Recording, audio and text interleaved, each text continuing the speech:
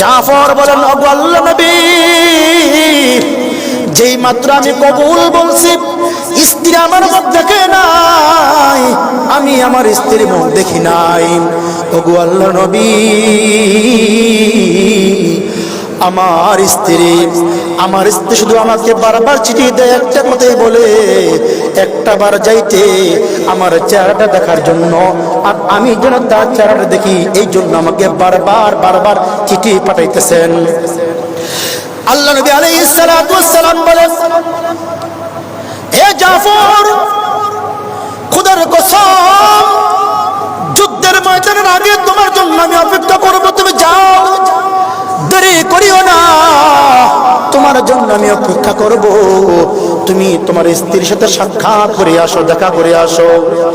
জাফর রাদিয়াল্লাহু তাআলা আনহু দৌড়াইয়া তেজি গোরানে দৌড়ে আসলেন স্ত্রীর কাছে আসার পরে গোড়া থেকে বলতেছেন, স্ত্রী আমার, আমাকে জনমের লাগিয়ে দেখিয়ে নাও, আমাকে জনমের লাগিয়ে দেখিয়ে নাও, আমি তোমার সাথে সাক্ষাৎ করবো জান্নাতের মধ্যে যাইয়া।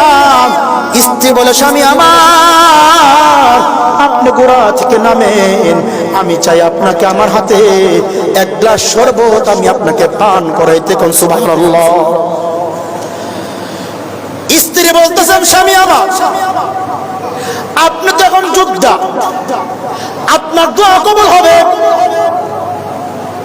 ওগো আমার স্বামী, আপনি যদি চান, আপনি যদি বলেন আমি আল্লাহর কাছে দোয়া করব, আপনি শুধু আমিন বলবেন।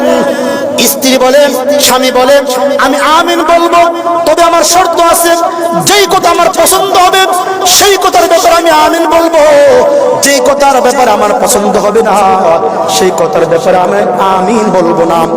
স্ত্রী হাত তুললেন, বলেন, ওগো আল্লাহ,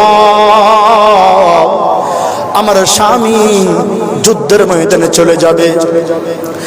ওগো আল্লাহ, আমার স্বামী যুদ্ধের ময়দানে চলে যাবেন, জিহাদ করবেন, এই সময়ের দোয়া আপনি কবুল করে থাকেন। ওগো মালিক, আপনি আমার স্বামীকে যুদ্ধের ময়দানে গাজী বানাইয়া আমার কাছে ফিরিয়ে দিয়েন। স্বামী রাগ করে বলে, স্ত্রী আমার, যদি জানতাম তুমি এরকম দোয়া করবা তাহলে আমি তোমাকে এই সময়টুকু দিতাম না। স্ত্রী বলতে, স্বামী আমার, যখন নাকি আমি দেখছি যে আপনাকে যখন মুহাম্মদ সাল্লাল্লাহু আলাইহি ওয়াসাল্লাম চিঠি পাঠাইছেন, এই চিঠির মধ্যে লেখা ছিল একজন না, দুইজন না, তিনজন সেনাপতি। কয়জন? তিনজন সেনাপতি। এই তিনজন সেনাপতি যখন দেখছি, তখন থেকে আমি জানি, ওগো আমার স্বামী, আপনি যুদ্ধের ময়দান থেকে আসতে পারবেন না, আপনি যুদ্ধের ময়দানে শহীদ হয়ে যাবেন। আপনার পরে দ্বিতীয় যে সেনাপতি হয়ে যাবে, তিনিও শহীদ হয়ে যাবে।